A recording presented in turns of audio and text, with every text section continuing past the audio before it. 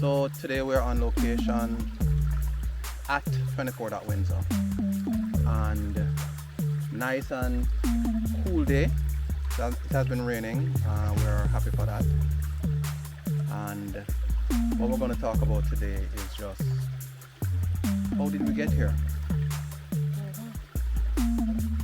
About a year ago, a year and a half ago, probably 2 years, we started, Grace and I started to kind of look at, what comes after retirement.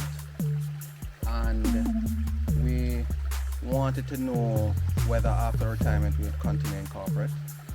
And just wondering if this is something that we really enjoy. So we thought about a couple things, and we decided, why not consider farming as an option? Required some thought, so we decided that it's time we start looking, try to identify property that is good for farming, and also something that we can look at for other types of activities, right? We're actually going through the process now of trying to determine what else we will do. What we will do is kind of talk through what are some of the things that we considered and what we have started so far. So even in terms of thinking through life beyond corporate, one of the things that I kept saying to Adele on a regular basis is that we could just find some land, that I could just plant some lighty trees, that I could see the fruits bearing by the time I'm 60 or before I'm 60. And I kept saying it. And, it started out as a joke, but the thing is, really and truly, we spend so much time working more than 40 hours per week, and we don't even recognize that we need to learn to rest even while we work. And so a lot of us end up with lots of issues, before we even get to 50.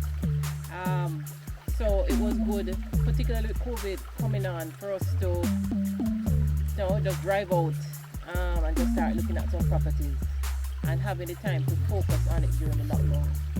So grateful for one of these opportunities that came out of COVID, that we could even just tie down looking at some properties, and I think even for me to utilize some of the training that I would have gotten from my degree, because I studied geology, and so even in terms of understanding land and recognizing some things without even seeing everything before purchasing it, for me was one of the great opportunities in terms of doing this. And it was an opportunity for Adza and myself to work together, on something long term, and also for our children and their children, because really and truly this is also about legacy, and finding a property with water. And this week or last week, we discovered that there's a waterfall on the property as well.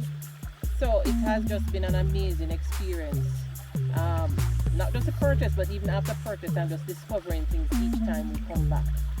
So yeah, so for me, yeah, man. So the lighty trees have been planted. Yeah. As went and got the trees, and I say, this thing started out as just me saying, let's get some lighty trees, and it has become a reality. But it's gonna be more than just trees, I see more than just the farming as an opportunity for retreats, persons to come and rest, and just an opportunity to be out of the husband's daily life. So I see that as part of us looking at what God has created.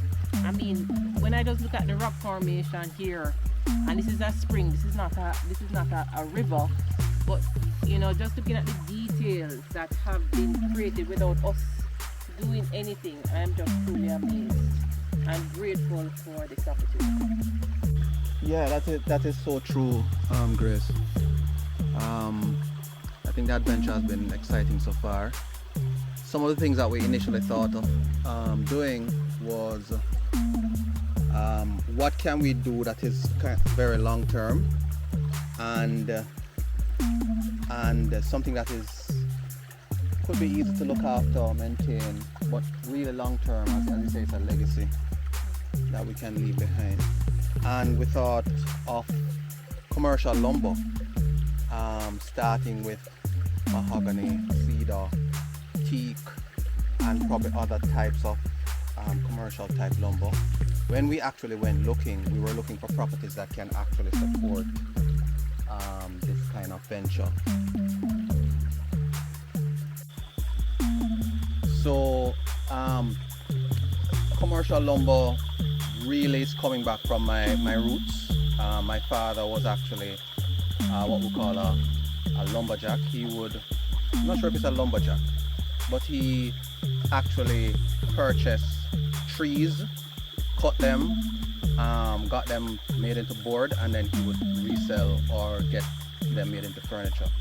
So that's something that I was involved with as a child. I would get to use a chainsaw and also be very involved in the whole production of the boards. So that is where the love came from, and the fascination with trees. When we started, we were looking for large pieces of land that was accessible, quite relatively accessible from the road, but not necessarily on the main roads. So we actually purchased 2 pieces of land here at 24.Windsor in Portland. That is in Seamonds Valley, and a piece also in St. Mary. Right. So we haven't started looking at developing that area as yet. That is probably another project that we will be considering a little later on. And as the talks about legacy, part of my own legacy in terms of farming really started in St. Mary with my grandfather and my father, who are both farmers. My dad is a trained agriculturist, and so for most of my childhood I've been used to being on a farm, and even in Kingston, where we grew up, we had chicken. We had to bring, rear the chicken, kill the chicken, cook the chicken, everything about the chicken. Go and buy the chicken feed, look after them, and so on. And so there is a big part of me that has already gotten accustomed to being on the farm, going out into St. Mary in Bonnygate to visit Grandpa, and then eventually when my dad took over that land when my grandfather died. And so there's a lot that I know, things that you don't even realize the value of it until you get older. And so very grateful for that legacy that certainly I'd like to continue. We also did home farming at home. We had where I lived with my parents, a relative, probably about an acre of land that we grew a number of things, sorrel, peas, bananas and plantains, and we had a lot of mangoes, of course, and that's hence my love for mangoes. Alright, so the journey so far has been a really exciting one. What we did first, we visited both properties and after purchase, and we decided which one we were going to start with. And this was a no-brainer because of the fact that we had the stream, and this is just one of multiple streams that we have found so far. So we decided to start here. We found, path to the property, which made it quite accessible. It's probably about 15 minutes walk. There's a road that needs to be redone, and that will make it much easier eventually. But at this time, the focus is not on the road. The focus is just kind of understanding what is on the property. And we've started to do the tour to at least go right around the property and also find the waterfall that Grace just mentioned. So the process has now started. We have started planting trees on the property. We have done about an acre so far of cedar, mahogany and teak. We planted out 100 cedar seedlings, 50 mahogany, and then we recently got 100 teak that is being ready now to be planted, right? So that process has started, and it has been great so far. It's happening just before the rainy season has started, so the plants are getting a lot of rain at this point. So we're really happy for that, and we give thanks for that. All right, so along with planting the 250 seedlings, and we've also brought some fruit trees as well. We have to ensure that we start weeding the place, just to make sure that the trees, the seedlings will have the space and the room to grow freely, particularly with the rainy season. We should be in the rainy season, but it's a little later now. But we know that the rain will come, more rains will come. Particularly with the rains, particularly just for this last week, the grass, everything just grows really fast, particularly in Portland here. So we really have to engage the community, engage the farmers in the community to work along with us to maintain the property as we go along and look at other things that we want to develop on the property. So it really has been good to meet them and to engage, have conversations with them, understand the persons who can assist us in who understand farming and understand the lay of the land in terms of how Portland operates, rainy season and the weather patterns and so on. So it really has been good to get to know them as well during this period of time. Yeah, that has been really helpful. Yeah, and just seeing how they live, they're quite comfortable with, what they have, lifestyle, not fussy, and very interesting. Our focus at this point, which is our immediate focus, while we have a number of plans, is just to get the seedlings in, the weeding done in preparation for the rainy season. So once we get into the rainy season, at least we're getting good watering for the plants, etc. And then we'll move on to some new projects on the property. We're just looking at 1 acre so far. We plan to open up another acre to probably get some more seedlings in very soon. So we'll definitely keep everyone updated on how that is going. Alright, so when we were planting the seedlings maybe 2-3 weeks ago, and we had ended for the evening and we're heading back to the car, the farmer, I'd said to him, boy, the sound of the water at a particular point, it sounded very heavy. And he said, yeah man, there's like a waterfall or something down there. But he was just very casual about that. But if it's a waterfall to me, I have to go and find it, alright? And so, I said to Adza, we need to find it on the property. And so this week or last week, Adza had gone down, and then this week I really wanted to go and see what it looked like. It was a very interesting journey to get there.